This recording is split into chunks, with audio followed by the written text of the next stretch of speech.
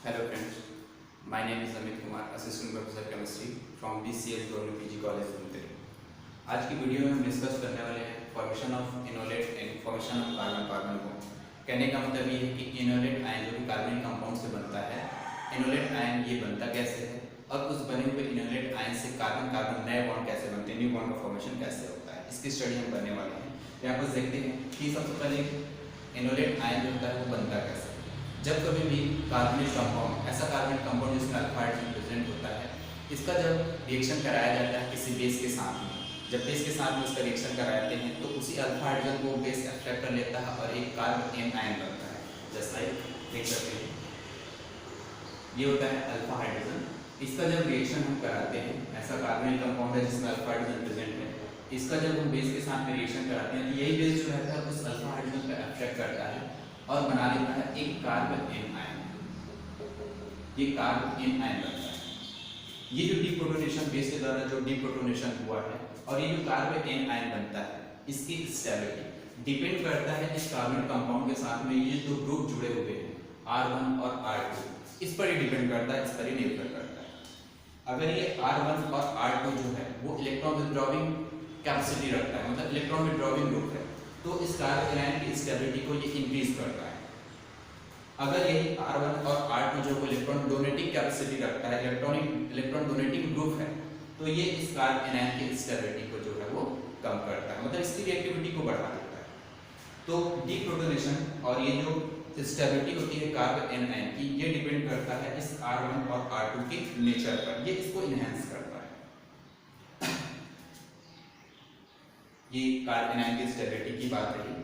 इसके बाद यहाँ पर जो कार्बन एन आयन ये जो बनता है वो आगे इलेक्ट्रॉन डीलोकेलाइजेशन में पार्टिसिपेट करता है। जब ये कार्बन आयन के इलेक्ट्रॉन कार्बन कार्बन के बीच में और ये कार्बन ऑक्सीजन डबल बॉन्ड का पाई बॉन्ड जो है तो ऑक्सीजन में शिफ्ट होता है, तो हमको मिलता है एक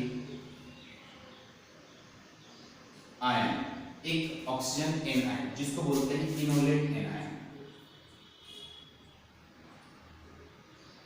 ये जो इनोलेट एन आयन है वो एक्चुअल में हमको इनॉल से मिलता है, इनऑल से। यहां से जब हाइड्रोजन एलिमेंट हो जाता है तो ये हमको इनोलेट एन आयन मिलता है। ये जो इनोलेट एन आयन है वो हमको एन आयन के रूप में बेस के साथ में रिएक्शन कराने से मिलता है। बेस के साथ जब इसका रिएक्शन कराएंगे तो यहाँ से ये हाइड्रोजन को एक्सट्रैक्ट कर लेगा और ये इनोलेट एन आयन में कन्वर्ट हो जाता है, तो ये इनॉल से मिलता है। इनॉल से मिलने के कारण ही उसका anion enolate anion कहलाता है। ये ठीक उसी तरीके से है जैसे कि हमको फिनॉल में मिलता है। फिनॉल में भी इसी तरीके का एक ग्रुप होता है जिसमें एक कार्बन के साथ में इन मतलब डबल बॉन्ड और एक अल्कोहलिक ग्रुप मतलब ऑल, ये दोनों रहता है। इसी के आधार पर इसका नोमेनक्लेचर किया गया है इनॉल के रूप में। तो ये होता है इनॉल, जिसमें एक ऐसा कार्बन जो कि एक तरफ से इन या फिर डबल बॉन्ड से जुड़ा हुआ है और दूसरी तरफ से ये अल्कोहलिक ग्रुप से जुड़ा हुआ है, मतलब ऑल से। तो इसी के आधार पर इसका नोमेनक्लेचर किया गया है इनॉल के रूप में, और इसी का एन आयन जो है वो कहलाता है इनोलेट एन आयन। तो ये रही बात इनोलेट आयन के फॉर्मेशन की। ये जो इनोलेट एन आयन होता है ये बहुत ही ज्यादा रिएक्टिव होता है।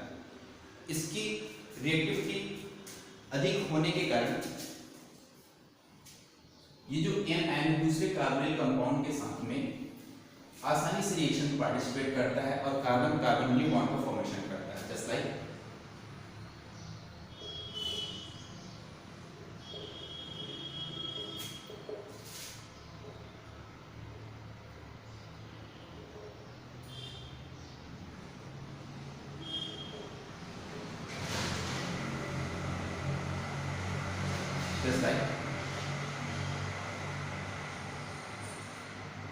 ये जो इलेक्ट्रॉन डिफिशिएंट कार्बनिक कार्बन है, इस पे ये न्यूक्लियोफिलिक अटैक करता है और इस कार्बन के बीच में एक नया बॉन्ड का फॉर्मेशन कर देता है।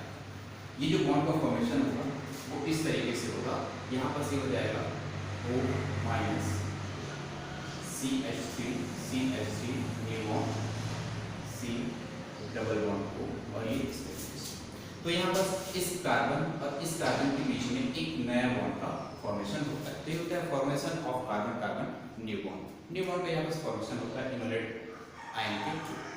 तो यहाँ पर जो बेस के थ्रू इनोलेट आयन का फॉर्मेशन हुआ है वो यूज किए हुए बेस के बेसिक स्ट्रेंथ पर भी डिपेंड करता है। कुछ कॉमन बेसिस जो हम यूज करते हैं उनमें से कुछ बेसिस जो हैं वो जैसे कि है PH3C माइनस, मतलब ट्राइफेनिल मीथेन एन आयन। एक होता है CH3 whole twice CH whole twice anion. ये एन आयन जो वो हमको मिलता है लिथियम डाइसोप्रोपिल एमाइड से। एक होता है C2H5O माइनस आयन, एक होता है हाइड्रोक्साइड आयन और एक होता है R3N ट्राई एल्किल अमोनिया। ये कुछ कॉमन बेसिस है जो कि हम यूज करते हैं। इन सभी बेस का एक बेसिक स्ट्रेंथ होता है। बेसिक स्ट्रेंथ के अकॉर्डिंग इसकी जो कैपेसिटी होती है डीप्रोटोनेशन के लिए वो अलग अलग होती है। जिसकी बेसिक स्ट्रेंथ जितनी ज़्यादा होती है उसका डीप्रोटोनेशन जो होता है उतना ही ज़्यादा होता है। यहाँ पर अगर हम इसके सीक्वेंस की बात करें तो ट्राइफेनिल मीथेन जो एन है इसकी डीप्रोटोनेशन कैपेसिटी जो है, मतलब इनोलेट आयन के फॉर्मेशन के लिए जो प्रोटॉन ये अट्रैक्ट करता है वो जो कैपेसिटी है इस एन आयन के लिए सबसे ज़्यादा है। फिर होता है वो एन आयन जो कि हमको एलडीएस से मिला हुआ है डाइसोप्रोपिल एमाइड आयन, फिर एथॉक्साइड आयन, हाइड्रोक्साइड आयन, फिर उसके बाद होता है R3N that means try alkyl ammonia. तो ये इसके बेसिक स्ट्रेंथ हैं, कुछ कॉमन बेसिस जो हम यूज करते हैं। यहाँ पर अगर हम बात करें इस बेस की, तो अगर हम इस बेस को यूज करते हैं तो ये जो बेस है वो इनोलेट आयन का फॉर्मेशन बहुत ही आसानी से करेगा। अगर हम इस बेस की बात करते हैं तो ये इनोलेट आयन का फॉर्मेशन तो करेगा लेकिन इसकी जो स्ट्रेंथ है वो कम होगी, मतलब रेट ऑफ रिएक्शन जो रहेगा वो कम होगा। ये कुछ कॉमन बेसिस हैं। इसके अलावा हम इसको इसके एसिडिटी के आधार पर भी समझ सकते हैं। जैसे कि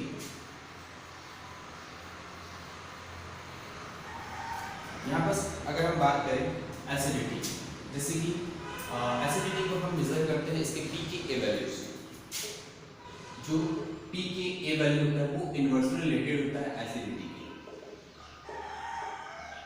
एसिडिटी के व्युत्क्रमानुपाती होता है। कहने का मतलब ये है कि जिसके लिए pKa वैल्यू जितना ज़्यादा होगा उसकी एसिडिटी उतनी ही कम होगी। अगर pKa वैल्यू कम है तो उसकी एसिडिटी ज़्यादा है।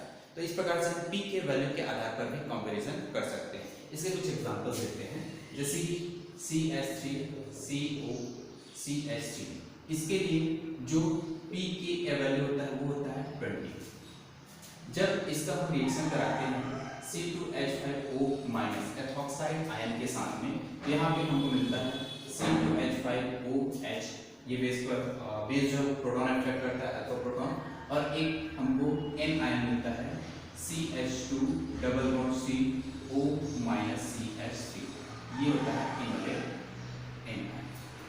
यहाँ पर जो बेस हमने यूज किया है वो जब प्रोटॉन को अट्रैक्ट करता है तो यहाँ पर एक कंजुगेट एसिड मिलता है। ये जो कंजुगेट एसिड होता है इसके लिए pKa वैल्यू, इसकी जो वैल्यू होती है वो होती है 60। तो यहाँ पर pKa वैल्यू का अगर हम कंपैरिजन करते हैं तो यहाँ पर एसीटोन के लिए जो pKa वैल्यू है वो 20 है, एथिल अल्कोहल के लिए pKa वैल्यू है वो 16। तो यहाँ पर pKa वैल्यू जो है वो एथिल अल्कोहल के लिए कम है, मतलब ये जो प्रोटॉन डोनेट करेगा उसकी जो कैपेसिटी है वो इस एसीटोन के कंपैरिजन में ज़्यादा है। कहने का मतलब ये है कि ये एथिल अल्कोहल आसानी से प्रोटॉन डोनेट करेगा जिसको ये N आयन एक्सट्रैक्ट कर लेगा और फिर से कन्वर्ट हो जाएगा इस एसीटोन में। That means it is a reversible reaction. तो ये रिवर्सिबल रिएक्शन होगा। तो यहाँ पर अगर हम इस बेस को यूज करते हैं एसीटोन के साथ में जिसका pKa वैल्यू 20 है, वो प्रोटॉन एक्सट्रैक्ट तो करेगा और एथिल अल्कोहल बनाएगा जिसका pKa वैल्यू होता है 16 और एक इनोलेट आयन से हमको मिलेगा। लेकिन ये बना हुआ जो एथिल अल्कोहल है pKa वैल्यू कम होने के कारण, या फिर बोल सकते हैं एसिडिटी ज़्यादा होने के कारण ये आसानी से फिर से प्रोटॉन डोनेट करेगा जिसको ये इनोलेट आयन एक्सट्रैक्ट कर लेगा और फिर से कन्वर्ट हो जाएगा एसीटोन में। मतलब ये रिवर्सिबल रिएक्शन होगा, आगे से पीछे और पीछे से आगे दोनों तरफ ये कंटिन्यू करेगा, आगे चलेगा। तो ये इस प्रकार से होता है। तो यहाँ पर अगर मैं इस बेस की जगह पे कोई दूसरा बेस यूज करता हूँ जैसे कि CH3COCH3 प्लस मैं यूज करता हूँ CH3CH3 whole twice N minus, जो कि हमको Lda लिथियम डाइसोप्रोपेन एमाइड से मिलता है। इस बेस को मैं यूज करता हूँ तो यहाँ पर इनोलेट आयन तो मिलेगा ही, साथ मिलेगा CH3 होल ट्वाइस NH। इसके लिए जो pKa वैल्यू होता है 20 और इसके लिए जो pKa वैल्यू होता है 38। ये pKa वैल्यू होता है, साथ में हमको यही इनोलेट आयन फिर से मिलता है। अब यहाँ पर देखिए pKa वैल्यू जो है वो एसीटोन के लिए 20 है और इस जो कंजुगेट एसिड हमको मिलता है इस बेस के थ्रू, जो कंजुगेट एसिड हमको मिलता है इसके लिए जो pKa वैल्यू है जो वो है 38। तो pKa वैल्यू ज्यादा होने के कारण इसकी जो एसिडिटी होती है वो कम होती है विद कंपैरिजन टू एसिड। तो ये प्रोटॉन आसानी से डोनेट कर सकता है, लेकिन ये प्रोटॉन आसानी से डोनेट नहीं करेगा। अगर ये आसानी से डोनेट करता तो इसको ये फिर से अट्रैक्ट कर लेता और फिर से एसीटोन में कन्वर्ट हो जाता, लेकिन ऐसा होता नहीं है क्योंकि यहाँ पर एसीटोन का जो pKa वैल्यू वो ऑलरेडी इसके कंपैरिजन में कम है। तो इसलिए ये होगा इरिवर्सिबल, मतलब ये फॉरवर्ड डायरेक्शन में बस रिएक्शन कंटिन्यू होगा, बैकवर्ड डायरेक्शन में ये रिएक्शन नहीं चलेगी।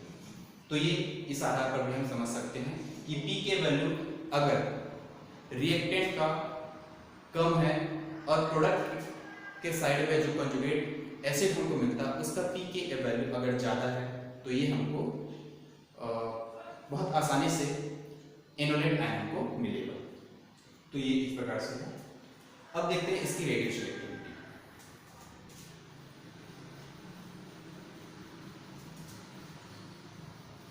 रेडियो सिलेक्टिविटी के लिए हम एक एग्जांपल लेते हैं।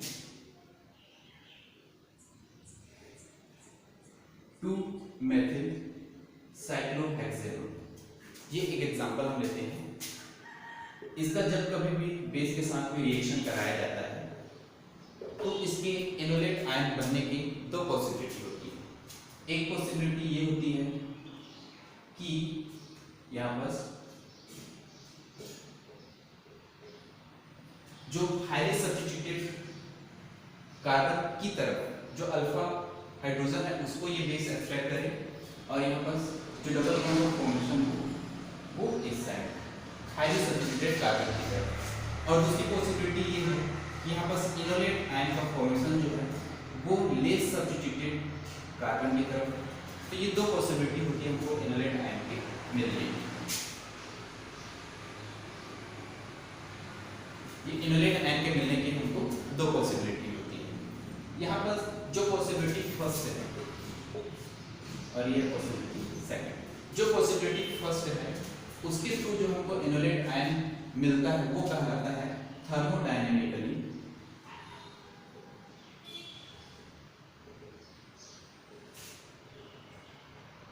Controlled enolate.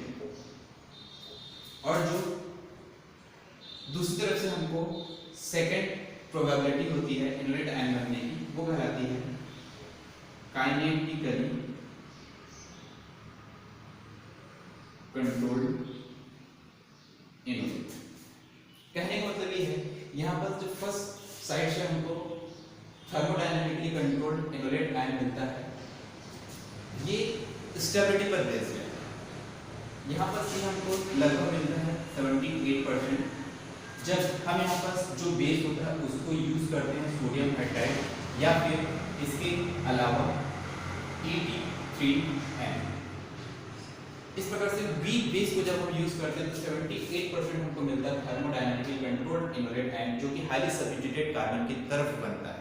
मतलब जो डबल बॉन्ड है उसकी शिफ्टिंग जो होती है वो हाईली सब्स्टिट्यूटेड कार्बन की तरफ होता है।